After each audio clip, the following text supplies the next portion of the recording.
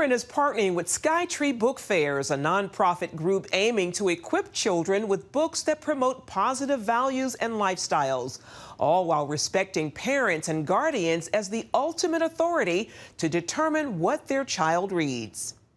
We see that there is such an avalanche of filth and material that's twisting the minds of children about the most basic things of reality and families.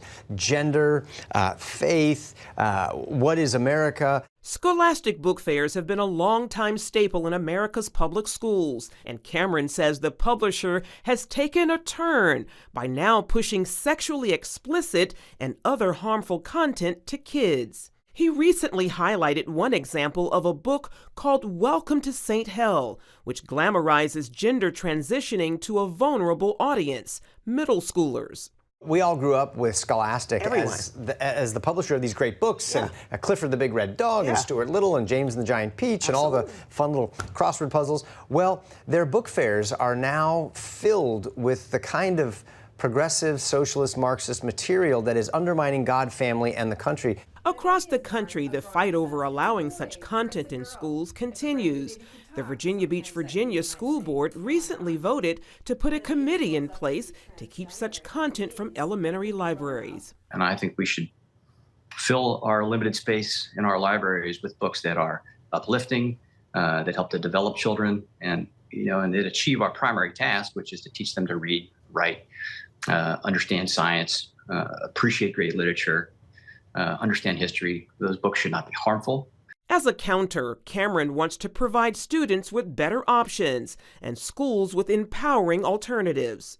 You can replace these harmful Scholastic Book Fairs with helpful, wholesome book fairs with 500 books that have all been vetted and screened to take out all of the nasty pornography and the critical race theory and the race stuff, and they're about wholesome, good values. Cameron says support from parents, teachers, and schools has been huge. We already have over 1,000 schools, public and private, that are replacing Scholastic Book Fairs. When we first showed up at a library to read one of these books with pro-God, pro-America values, the leadership at the library said our people wouldn't be interested.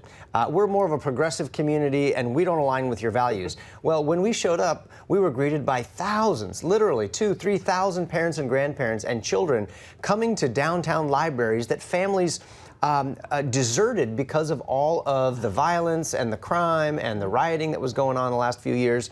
Why? Because they want a resurgence of first principles and the values that lead to their children's blessing and protection.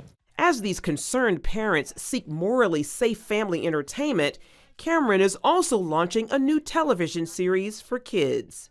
Our kids are having an identity crisis in our country. They don't know who they are. They don't know where they're going. They don't understand right from wrong, or even if they're a boy or a girl. So we want to tell stories that are going to give kids their identity in Christ. They're going to teach them values. Think of Mr. Rogers' Neighborhood, only modernized with hilarious dialogue, beautiful animation, and it's called Adventures with Iggy and Mr. Kirk. I'm Mr. Kirk. Mr. Kirk. And my little sidekick is an iguana named Iggy, and he is being puppeteered by a world-renowned creator of puppets who worked with Jim Henson and the Muppets on Sesame Street.